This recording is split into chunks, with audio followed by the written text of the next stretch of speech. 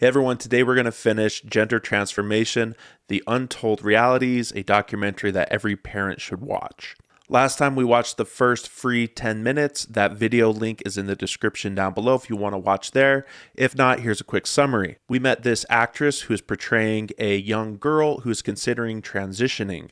That's because gender fluidity is being taught in her classes at school, and her therapist, school counselor, is planting the seed that she would be happier as a boy. So let's continue watching. We ended up right at the 10-minute mark, so let's finish it out. Probably in about junior high, their bodies are changing and they are so confused by what they are. You know, the most dangerous thing about this culturally responsive curriculum is it trains a child's mind to think a certain way. Once kids' brains have been trained in that way, I mean, unless they go through some serious therapy, you probably will not undo that type of thinking. Some mom told me that in her daughter's class, there was only 2 students in the class that identified as a heterosexual. See, it's becoming the norm nowadays. It's encouraged, right? I remember as a teen, you know, I went through some phases. I wore eyeliner and black nail polish, and I was just trying to find myself. And if that had been reinforced that was who I am and that was my identity, who knows if I would have turned out the way I did. So that's just scary to think how reinforced it is in schools. Out of probably a class of 35. When my daughter adopted her gender identity, she came out as trans. Her mental health just dropped with it. She got very despondent and depressed and non-functioning.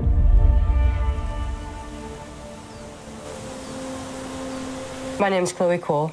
I medically transitioned as a minor between the ages of 13 and 16. The reason why I wanted to be a boy was never really explored throughout the duration of my entire transition, actually. A lot of my teachers and some school staff would tell my parents, like, hey, your kid has some autistic symptoms and I think you should get her checked out.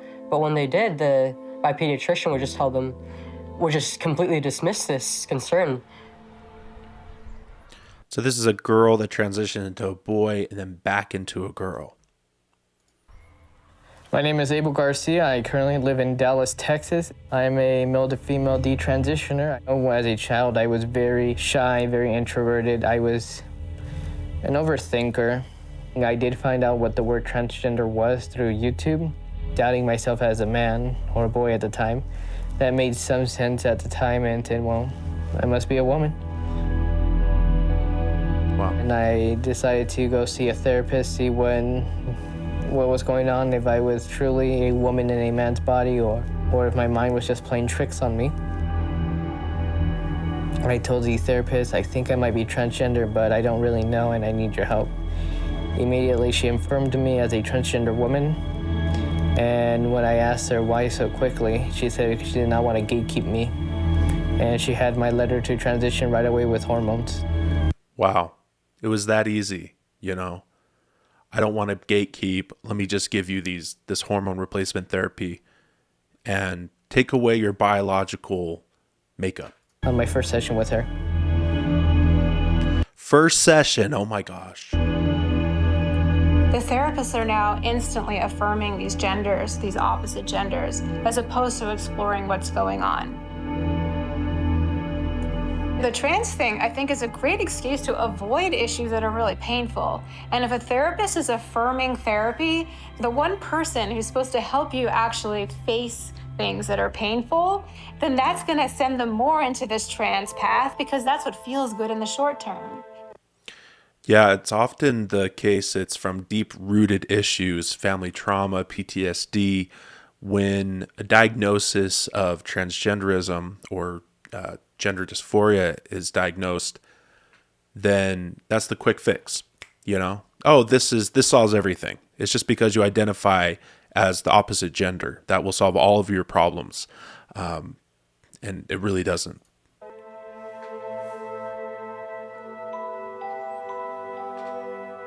I believe the psychology sent her to this group, LGBT, that they have a club, that they have a school.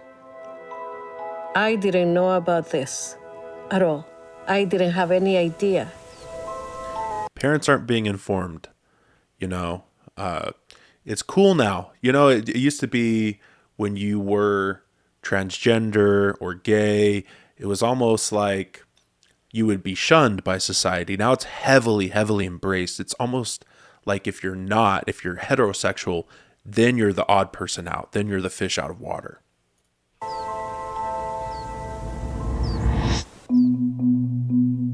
So when I was working in Palo Alto as the site director of the counseling program there, I was actually in charge of a private, secret LGBT group where we didn't tell the parents that we were running this group for kids to come and figure out their identities.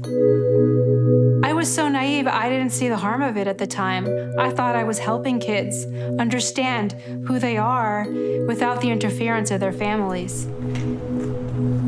We put these flyers around the school. It didn't disclose a time or a place. We told them to come to our office and we'd do a little screening, a little interview, and then we'd secretly tell them when and where the group was. And then we'd tell them that they didn't have to tell their parents and that we wouldn't tell their parents.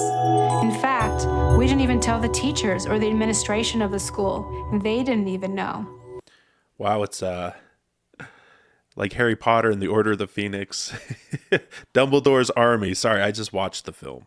So I was a teacher for 6 years, and I did some substitute teaching as a gym teacher. And I remember when I was doing roll call one day, I said, Samantha, and a girl's voice said, it's Sam. And there was a transgender boy there, a woman that was dressing up as a boy.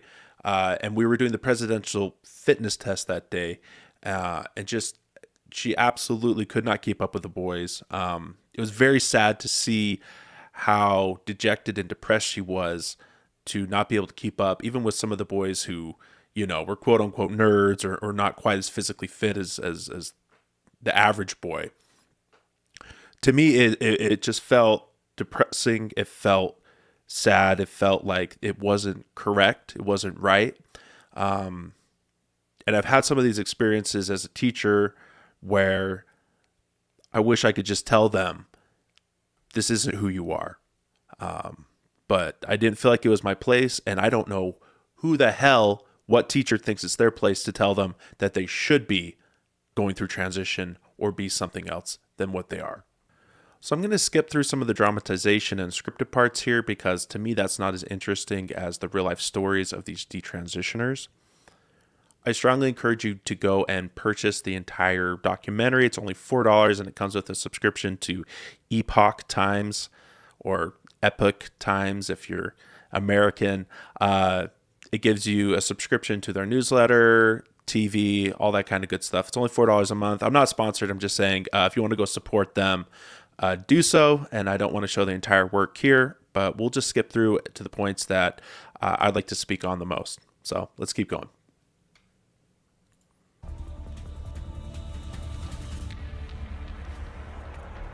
Anyone else?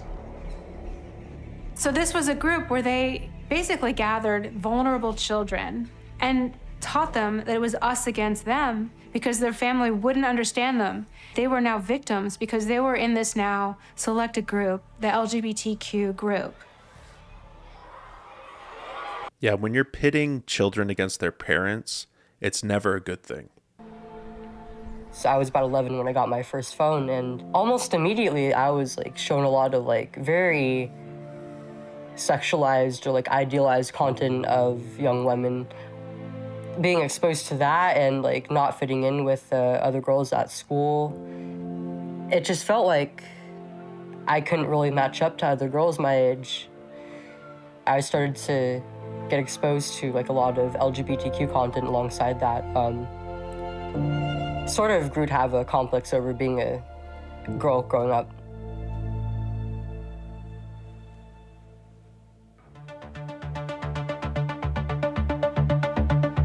Transgender, it sounds so harmless. And it's made very, very cool through the media, through TikTok, through Reddit, through Tumblr, through Instagram, through Facebook, through Twitter, through their games, in their movies. And all these corporations are involved in supporting this. All go marching in the big parade. We have to ask the right questions in order to get to what's really happening here. Why are they promoting this all across the Western world?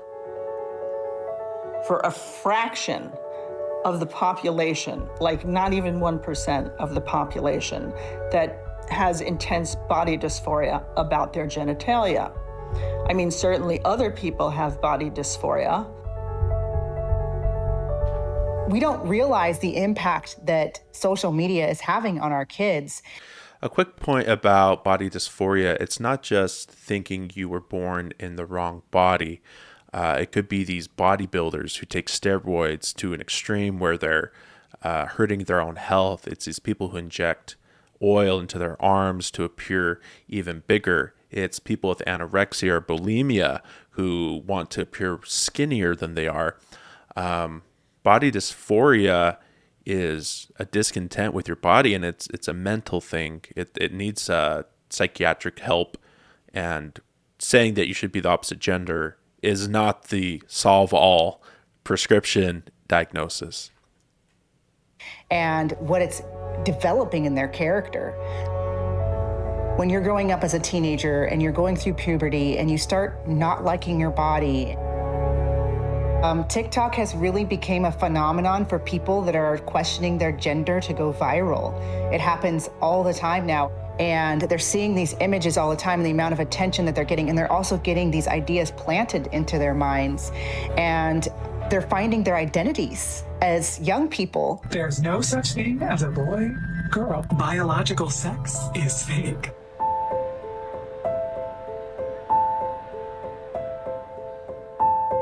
There's been studies by Lisa Littman and also the National Academy of France who are very concerned about social media influence.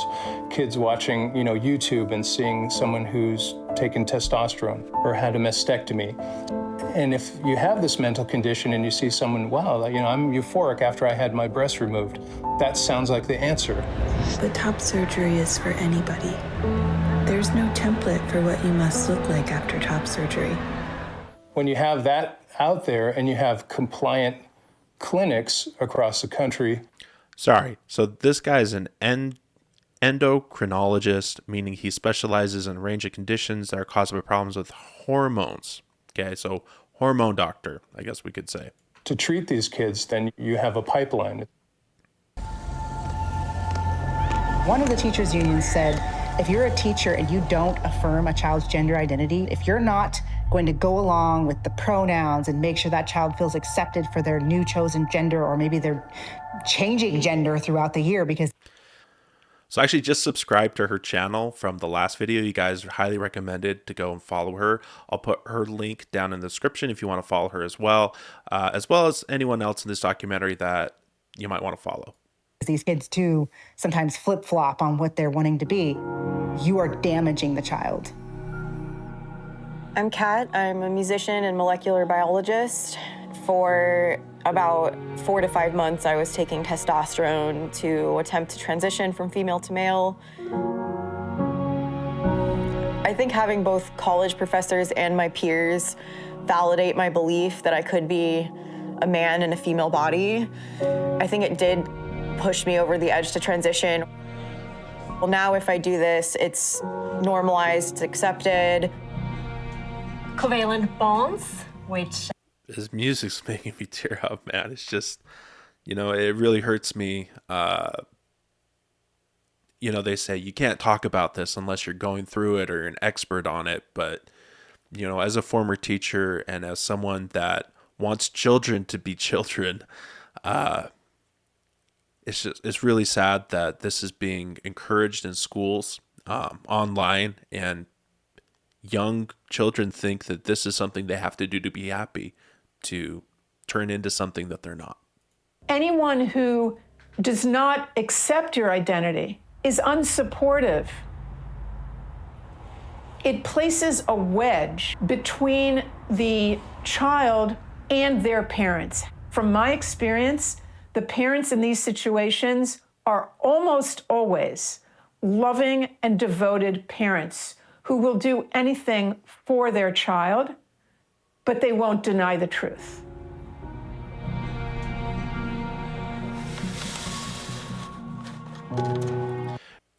I think the old adage is you do what's best for your children. And when you have therapists and professionals telling you that your child has to be this way, has to be transgender in order to be happy, you could either have a living daughter or a dead son, whatever the saying is that they use. Parents just want to do what's best for their kids, and they're being misled just as much as these children. I discovered through her iPad that the teachers at that school changed her name to a male name. They didn't so much as clue me in to this. I did not know what I was walking into when I called the school, but I read them the riot act. How dare you change my daughter's name? I asked those administrators, tell me something about my daughter, because you've never met her. But you're concretizing some kind of new identity? And their response was, well, we need to be a safe space for her. So that is just sickening. This is the mother who carried her daughter for 9 months, brought her into this world, gave her a name, and the school just decides, hey, we're going to give your daughter a male name. Unbelievable. I said, well, by extension, I'm unsafe, right? Because I call her by her female name. So does her father. So does her brother. Yeah, it's creating an us versus them. It's pitting children against their parents. It's saying if your parents don't abide by our rules of how we're doing things here in this safe space, then they're the enemy. And all the adults in her life call her by her female name. Are we all unsafe? I learned that apparently I was unsafe because Child Protective Services did show up at my house along with the police. What? Okay, this is why I'm watching this documentary. That is crazy. Would you rather have a dead daughter or a live son? That question is asked over and over again in therapy sessions by therapists. And therapists are trained to say that. They told my parents, there's a very low rate of regret in adolescents who transition. And if I wasn't allowed to transition, if they didn't affirm me and my identity, that I would be at risk of suicide. They gave them the false premise of, would you rather have a dead daughter or a live son? But this wasn't true. Before I transitioned, I never had any suicidal ideation until I started taking testosterone. And that was when I was about 2 years on it, and it got worse the further I progressed into my transition.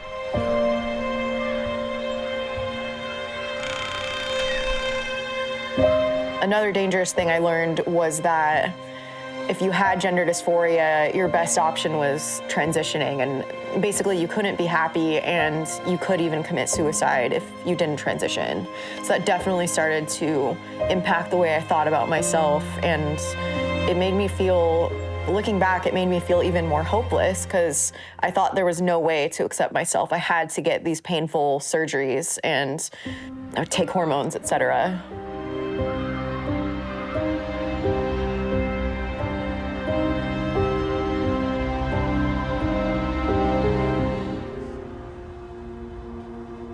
So we went to a therapist, and that therapist right off the bat told us that my daughter had a 41% chance of committing suicide.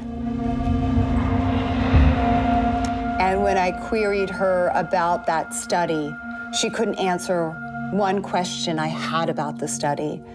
The statistic is actually 70% of transitioned youth have thought about suicide and 40% have attempted suicide. And this is after transition. Because she hadn't read it. I might be autistic, I don't know. That probably played a part in why I was the way I was. diagnose autism with body dysphoria. That's great. These therapists need to be jettisoned out into space. I can't really remember the first visit with the gender specialist. All I remember is that I was evaluated for gender dysphoria. There wasn't really like exploration of like any underlying issues in my life that might have influenced or caused that. I had a lot of underlying issues before transitioning. When I was younger, I was diagnosed with ADHD, but I believe that I actually have autism, and I didn't really get consultation for that until after I stopped transitioning when I was 17. I asked my parents to take me to a gender therapist. He affirmed me immediately. He just sort of overlooked my eating disorder and my other mental health issues that I had. I'm Walt Heyer. I operate a website called sexchangeregret.com, and we've helped over 1,000 people, and we continue to do that every day. I mean, I'm 82 years old. I'm still talking about the harm that was done to me 78 years ago. Wow. Well, it all started when I was a 4-year-old boy, and my grandmother started cross-dressing me. When my dad found out about me being cross-dressed, he was horrified. Later on, his adopted brother began to sexually molest me. I got married, had children, and then I went to a gender specialist. When he met with me and said, you need hormones and you need surgery to resolve this conflict that you have about your gender. Well, the truth was, it was never about gender. I learned this after I was 50 years old, after living the life of Laura Jensen, female transgender. It was always about what happened with a purple dress and being sexually abused. And no one was addressing this adverse childhood experience that caused that trauma.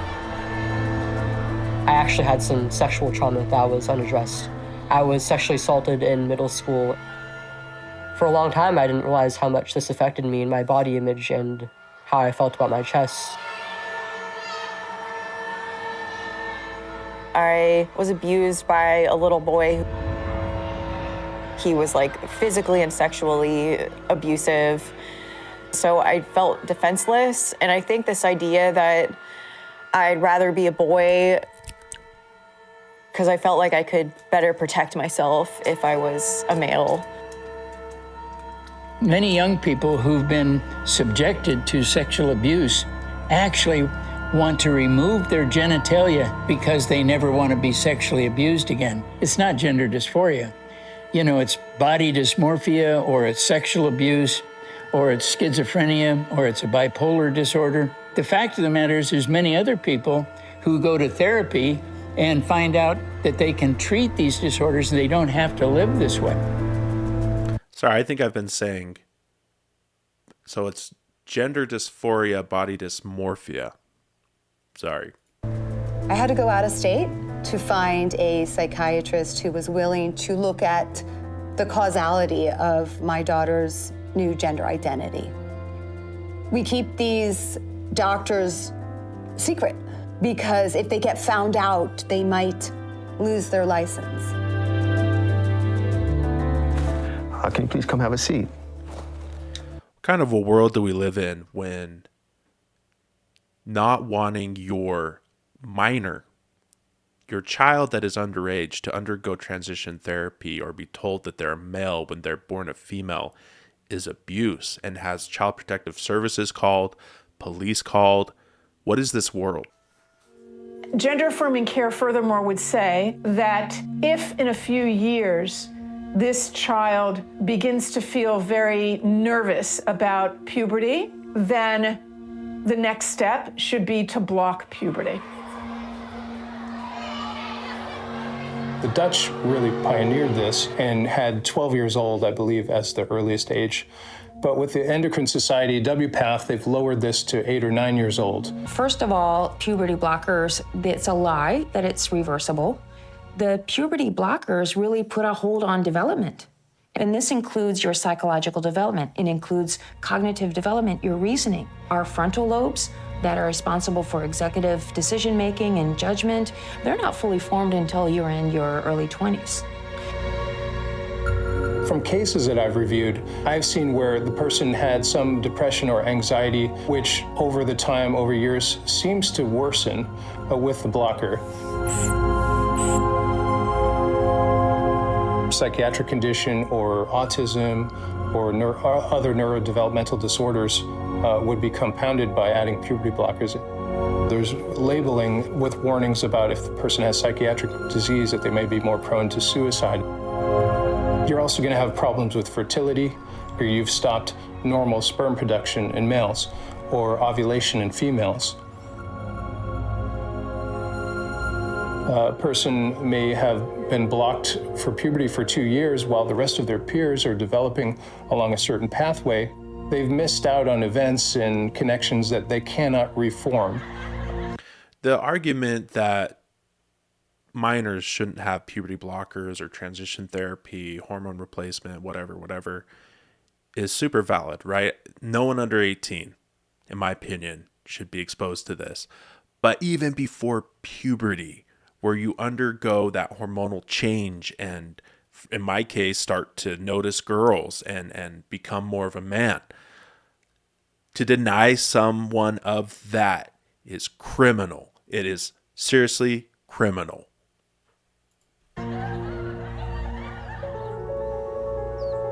I started on the blockers at 13. I had about 3 or 4 injections of these blockers about every 3 to 4 months.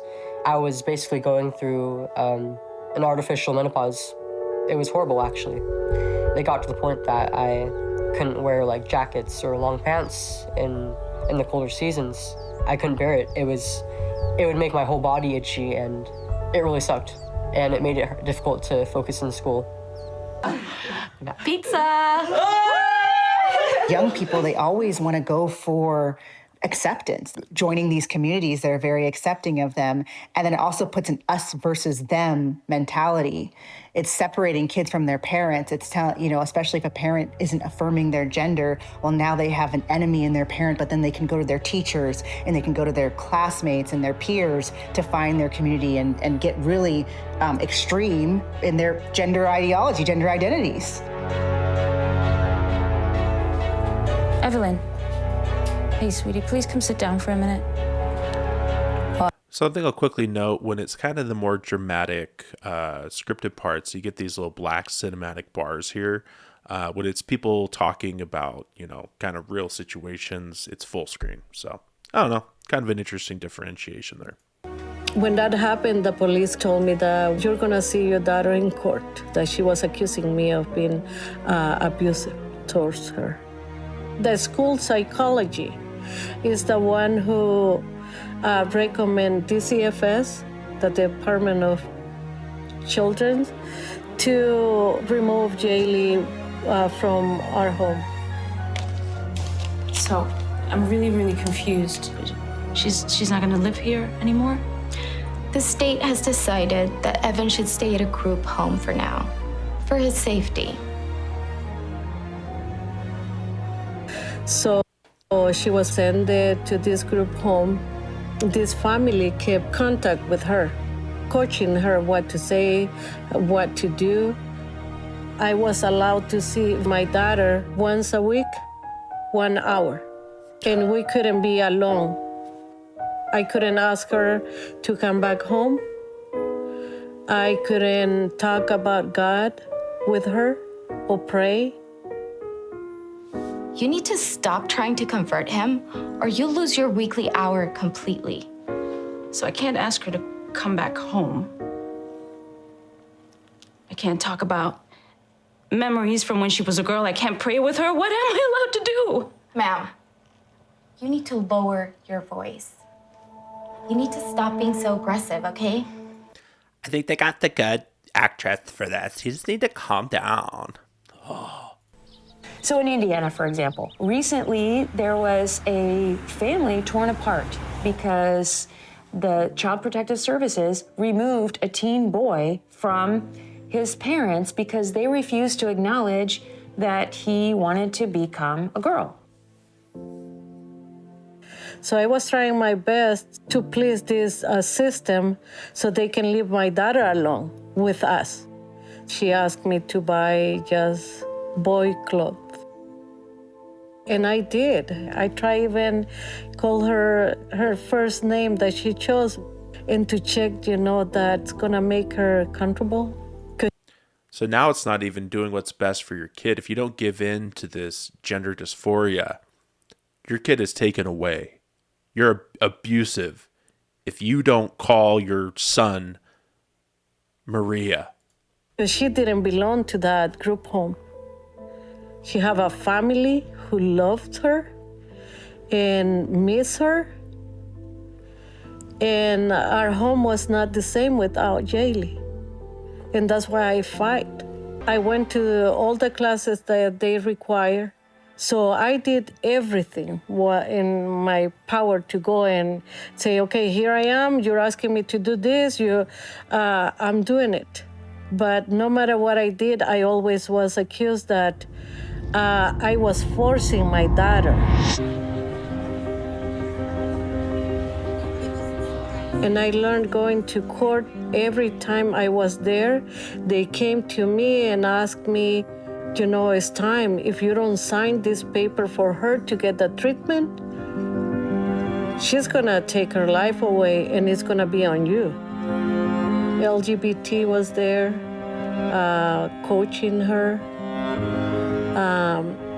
telling her that this was the right age to do it because the state of California will pay for all the transition surgeries, medication, the hormones, everything. The judge was the one who signed the form, the permission to allow her to start the treatment. Shame on that judge and shame on the state of California. I cried that day. I asked my attorney to go back to her, to the judge, and ask her to allow my daughter to have a psych evaluation before going to this treatment. No, she denied. And she said there is no need for it. The state was taking control of everything. A parallel that I just thought of is there are some people that want to become blind or to lose a limb, become a paraplegic, because they feel like they'd be more comfortable in a body without a limb, or they're wanting that attention of being handicapped or disabled. And when you enable someone to do that, it's taking away their future. And that's really, to me, identical to this. When you're putting someone through a transitional therapy, you're blocking their puberty, you're removing genitalia that would let them have children later on in life. The left always says, Dylan Mulvaney, Caitlyn Jenner, it doesn't affect you. It doesn't matter to you. Why do you care if this man is wanting to represent themselves as women? Well, this is why there's this idolization. There's this infatuation in social media with these people who get thousands or millions of followers, millions of dollars for pretending to be an opposite gender. It even goes as far as people like in this image showing off that they're starting hormone therapy, like Chris from the Mr. Beast channel. It's become a societal boon. It's like you're a star, you're famous if you start to do these kinds of things. So one would think if you gave a puberty blocker for, say, 6 months, then a person would be sort of frozen as far as development. And then once you stop the puberty blocker, the development would continue. The problem is there are underlying processes which you don't see, which are also involved with puberty. For example, bones are also developing under the influence of testosterone and estrogen, so that the bones, where they are supposed to have a very rapid increase in density and strength, will be stopped. They will be flatlined during that time. They've shown that majority of the kids who start with puberty blockers will continue on to what they call cross-sex hormones or opposite-sex hormones that are even more difficult to reverse. So before surgery, I was very excited. I thought that's what I wanted. then being love bombed, affirmed by the community, and then euphoria. Like the first time I injected, afterwards I actually felt like really proud of myself. Of course, I'm getting affirmed by my community online, and friends in real life who are trans are like, yeah, great job. The first couple months I was pretty excited about what I was doing and the changes I was seeing. I did feel like my body was thinning out. I could see it in the mirror. I was happy that it was happening. I thought I was on the right track. So I was, yay, this is me, it's working. You know, I can see the developments in my hips and my breasts. And I thought I had really good legs. I thought I had a really good body. It's that old adage, you know, if all of your friends jump off a bridge, would you jump off it too? And right now there's a hell of a lot of kids jumping off bridges, and no one's stopping them. In fact, they're standing against you letting your kids jump off this transgenderism bridge into transition therapy. It's unbelievable. So I was getting these features from the medications that it was affirming, okay, yes, my body is now matching with my mentality. You know, this is what I thought. Because I was like, maybe this is me. Maybe all these people affirming this, maybe this is me, so let's just do it. I was seeing other trans-identified teenage girls, and I saw how much support they would get just for being what they called their true selves, and I saw that their family and friends were really supportive of them. And I mean, throughout my transition, I was getting probably the most support I ever had in my life up until that point. After she started, the treatment, my daughter was in pain. She used to cry. She couldn't sleep. She couldn't concentrate after, taking these hormones. And this chemical was trying to force her little bones to change, to her body. Once the first blocker shot really started to set in and like all the natural sex hormones in my body were cleared out, I started to feel kind of depressed, actually. I started experiencing some suicidal thoughts. I started to become dysfunctional in just about every area of my life. The worst part, honestly, is the fact that I was allowed to do all this and that nobody was willing to stop me and have a second opinion. And instead, I was affirmed, I was love bombed, I was allowed to destroy my body. They put a small amount of estrogen with a large amount of blocking of testosterone to block my testosterone from being developed. And then I felt down, I felt tired, I felt exhausted. My mom said I looked like a pale ghost. Like I wasn't getting enough oxygen. My fingers were looking purple, my toes were turning purple. Blood circulation in my legs were lacking. During that time, about 2 years in, I actually ended up developing a polyp in my colon. I asked them what was the cause of it, and they said, well, you have a high estrogen level in your system, and you're a man, technically.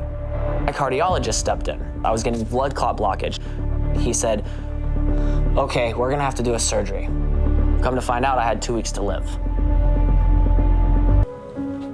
These kids are getting put on puberty blockers like after the first visit, or they're just going straight to hormones, or they're just getting pushed through this pipeline of surgery. Shame on these doctors that performed the surgery, these surgeons. If I came in and said, I want you to remove my limbs because it will make me happier with my body, wouldn't that doctor be sued into the ground, jailed?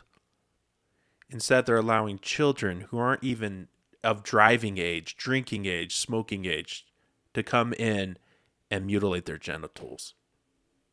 I told myself I wanted to wait 5 years for breast implants, 10 years for the bottom surgery. The reason why I'm bringing that up is because not even a year into hormones, one medical professional had signed me off for surgery for both breast implants and bottom surgery when I had only asked for breast implants. So when I went to go into the Planned Parenthood building to do my surgery, it wasn't to do the surgery, it was just to talk about it. It was literally as if I could pick 25 different sets of breasts that I could pick from, and I could just build myself, pick and choose what I wanted. Out of the team of 5 that were in there, one of them stayed behind and told me the actual harmful effects and the results of failure rates of the bottom surgery and the top surgery, of being 68 to 72% failure rate, and you're not going to have any feeling down there. It's going to be gone. There's no place to replace it. It isn't reversible. Before I was medically transitioning, I was a perfectly healthy girl. Why is it that my skin grafts are failing 2 years after my surgery, if the science is there? As one doctor gushed about how much the procedures bring in. It's a lot of money. These surgeries make a lot of money. So female to male chest reconstruction can bring in $40,000. A patient just on routine hormone treatment, who I'm only seeing a few times a year, can bring in several $1,000s. All about the money. You know, Vanderbilt University, their medical school, and they're not the only ones that are doing this. There's definitely a money trail towards having these transgender patients as lifelong medical patients. What we're seeing with the medical companies, the medical device, and the pharmaceutical companies, when they can fund the activists and the NGOs to stir up a lot of passion. Hey, we need this, we're suffering, we have gender dysphoria, we're gonna commit suicide if we don't transition. There's a demand then for it. And then the companies, the medical schools, the hospitals will say, oh, well, look, all this demand, we have to have some emergency use authorization. We have to start doing research. We have to start doing this because it is a mental health crisis among our youth. I've been a women's rights campaigner since I've been in my 20s. I've been working in the environmental movement for years. 2013 or so, I noticed in the activist communities that I was in that anybody acknowledging biological reality was being censored. And this was happening more and more. The woman who is likely the world's best-known children's author is defending herself against growing accusations of transphobia. They protested his classes, called him a Nazi, and labelled him transphobic. Transphobic piece of shit! Transphobic piece of shit! Dave Chappelle speaks out, and he's not backing down. Even though the media frames this that it's me versus that community, this has nothing to do with them. It's about corporate interests and what I can say and what I cannot say. This was very, very concerning. And so I started to look at why was this added to the LGBT, the T. Where did it come from? And if you're going to look for anything in this country, you're going to follow the money because it will always tell you the truth. Who's funding these LGBT organizations? And so what I found was a whole lot of very, very powerful, moneyed people in the highest echelons of finance, pharma, and technology. It's a transgender person is a cash cow. You know, they're going to need lifelong treatment for something that can make profit month after month, week after week. One of the first people I found was Jennifer Pritzker, part of the wealthiest families in America, the Pritzker family, who were massively invested in the techno-medical complex. The most probably important LGBT organization was Arcus Foundation. They were driving this gender identity ideology through all of our institutions with their money. And they created this whole political apparatus through these organizations by selling people basically on this being a human right as part of the LGB. They actually only became LGBT from like 2004 to 2006, and they all shifted. They all started to add the T When you look at the powerful people behind this, the major corporations, major banks, international law firms, all our big technology companies, governments, politicians, at the highest echelons of Western societies, why are they all doing this? To parents of transgender children, affirming your child's identity is one of the most powerful things you can do to keep them safe and healthy. Like, this is the most important question, really. Why are they all doing this simultaneously for a fraction of the population, like not even 1% of the population? It doesn't make rational sense. Well, I mean, I think the biggest influence on why this is being infiltrated into my field and in the medical profession is money. And this is coming from top down. And then the propaganda and the messaging fools people to believe that what they're doing is kind and nice and helpful. Human rights movements come from the ground up. They come up against corporate entities and governmental policies. They come from the people. This is all coming from the top of society. It's coming with great big gobs of money, millions and millions and millions of dollars being just funneled into all our institutions. So my channel name is Conservative Vibes. I have a lot of conservative followers, subscribers, but I don't think you have to be on the right and self-identify as Republican to know that it is wrong to encourage this, and that this is coming down from a corporate level, and it's all about wealth, it's all about greed, and it's not about actually helping these children. To drive this down into the culture. The princess who came to your ball tonight was me. I don't want to do things just because that's the way they've always been done either. Ugh. We need to understand this isn't about helping people. This is about making money. There's a surgeon in California that makes around $1.5 million a year doing the surgeries. The presidents of these clinics have come out and said, we need to do this because it's so profitable.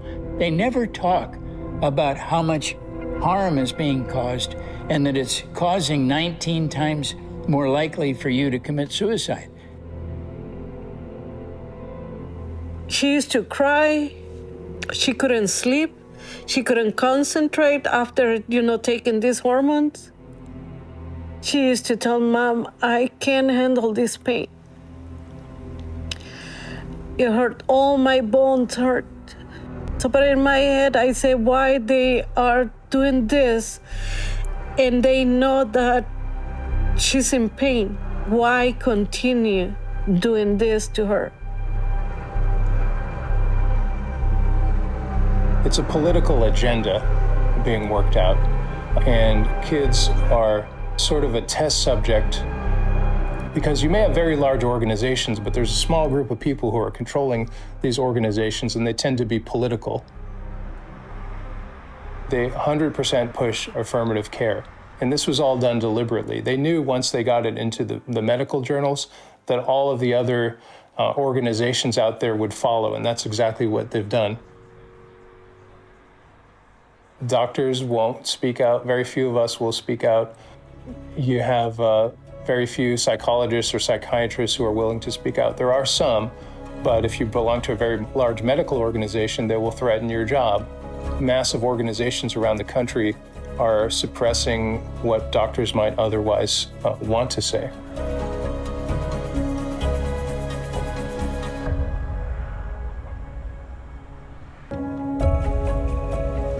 It was a while until I started questioning it, actually.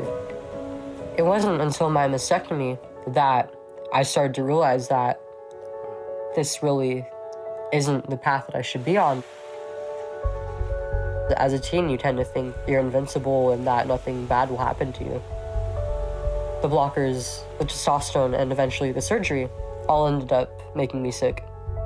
It took away opportunities from me as an adult while I was still a child, and I'll never be the same.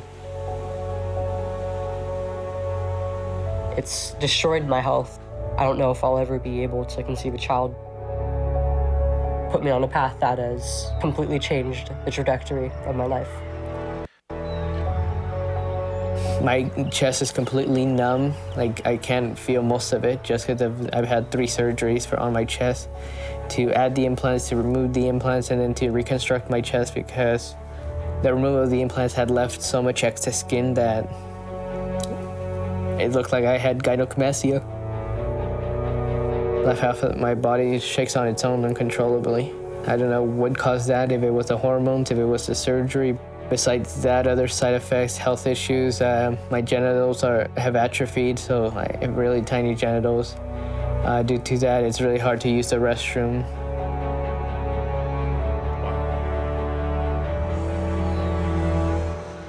She told me, Mom, I realize that no matter what I do, I'm never gonna be like my brother. I'm in pain. I can't sleep. I can't concentrate. It's not working the way that I thought. But to detransition, there was nothing available. I had to walk in complete darkness alone with one therapist who was willing to help me, but at the same time scared of losing his license. It's kind of assumed when these hormones are prescribed to trans people that they're gonna stay on it for the rest of their life. None of the doctors I'd ever talked to said anything about this is what to do if you go off testosterone. I've gone to some dark places, but this was definitely the worst. I could barely get out of bed. It was a lot rougher than I thought it was going to be. The process of detransition is definitely a lot harder than transitioning. I had no support from pretty much anybody. Even the doctors themselves, like my endocrinologist and my therapist, gender specialist, my surgeon, have been very unhelpful. My mental state was pretty much at its lowest. I often felt very suicidal. I didn't really know if I was gonna make it. Well, of course the surgeons wouldn't be helpful. You're cutting off their cash flow if you are encouraging that transitioning is not the answer and that this lifelong care that's padding their pockets is not the way to be happy.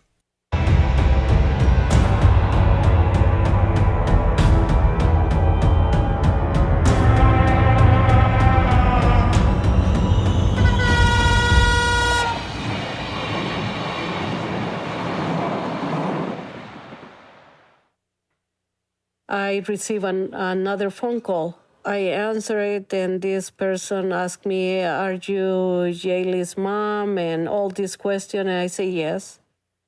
I thought maybe they found my daughter. She asked me, "Are you driving?" You say, "Yes, I'm in the freeway driving. I'm going back home." When she asked me to park my car, I asked her, "No, don't ask me to park my car or get out of the freeway."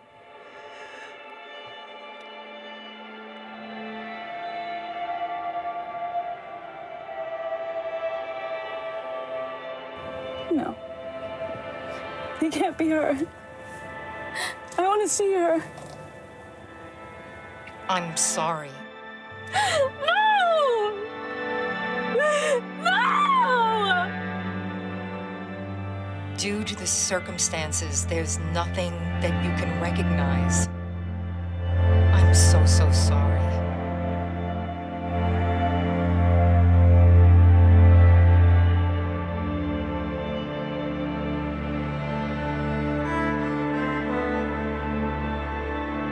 I got out of the car and I was throwing up.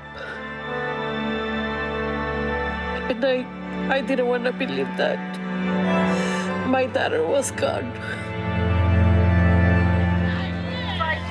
What a sob story! Medical station and she was born. Fucking cry about it! Okay. Sadly, I don't have my daughter anymore. I'm here so the parents can be aware of what's going on and how these groups work.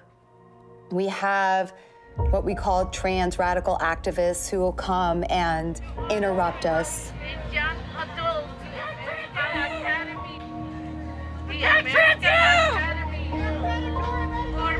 We don't hate them. We have sympathy for them. And we look upon them as maybe our own kids, even though we don't like the fact that they disrupt us and that they're cruel. As Abigail Martinez stood up there talking about the suicide of her daughter, you could hear one of them saying, "Cry more." That's sickening. What a sob story! But I was a point that I just broke down and I cried. I was able to Good for her, good for Abigail to share her story and to stand up to the people who are bullying her about her daughter's suicide. understand that these people are confused, these people are in pain, and they don't want anyone to know the truth. Trans rights are human rights! Trans rights are human rights! Trans rights are human rights! Because like my daughter and any other kid going through this transition, they did it too. And that proves that they are not happy. But they need to put that face that they are happy, they are good, their life is different. But inside, I could tell that it's not the truth. I knew I'd been living a lie, and I could not bear to live a lie identifying as a woman when I wasn't. And then I realized that anybody who's gone through this, it's the same thing. They never changed their gender. We're just masquerading. Every story that comes out about a detransitioner is hope for the next person who's struggling. Every one of them is a powerful story, important story that needs to be told, and every one of them is going to help another person find his way back. That's the hope. I've realized that as long as you're physically healthy, there really is nothing wrong with your body. There's nothing that you have to change about yourself. And making a difference in your community is so much more important. I started connecting with women over a common experience that we had. And so I kind of had something to look up to. I had some hope and that things would get better from here. They were in the same boat that I was, and so they were learning to appreciate like their own experience of being female and femininity and things like that. Seeing that kind of helped to guide me a little bit to doing the same for myself. It took me about a year to fully deprogram from gender identity ideology. It was very difficult. I feel like it was the act of deprogramming, just changing my beliefs, that allowed me to recover from my depression. And it's been very healing. Having that family connection again, we can just like be together and love each other. But I do hope to speak to legislators more to realize that this is not the rainbows and sunshines that I was promised, that other detransitioners were promised. This is the island of Alcatraz, the prison, and this is where all the surgeons and politicians should go that are pushing this agenda on children. So I am very hopeful that we are changing the minds of others and that eventually that we will be able to protect lots of young children and young adults from being hurt.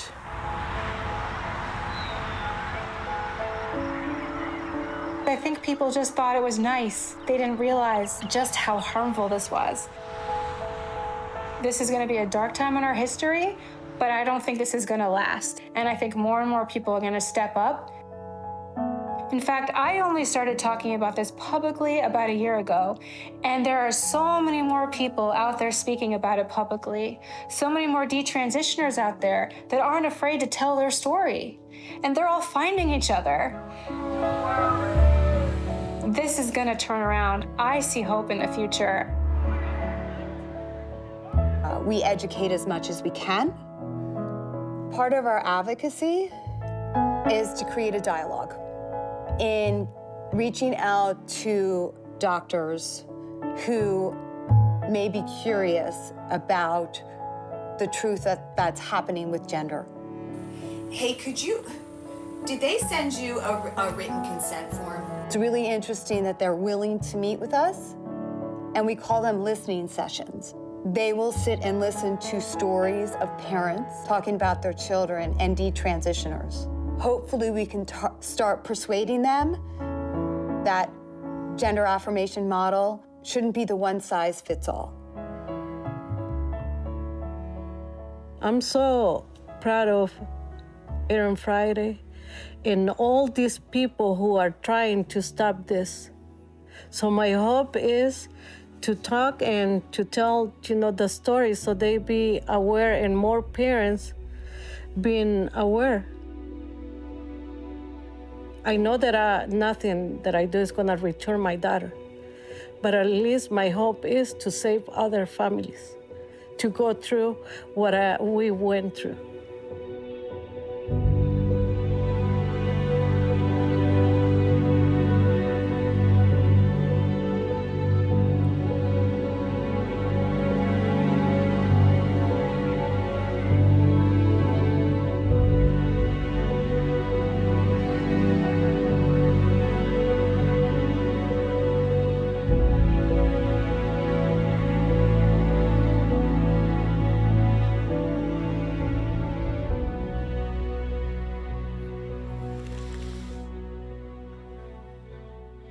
If you've watched this far, I imagine your heart's in the right place, and you want to stand against this agenda and against this idea that children should be robbed of their futures, robbed of their puberty, robbed of their happiness, because they're being told that they should be something that they are not.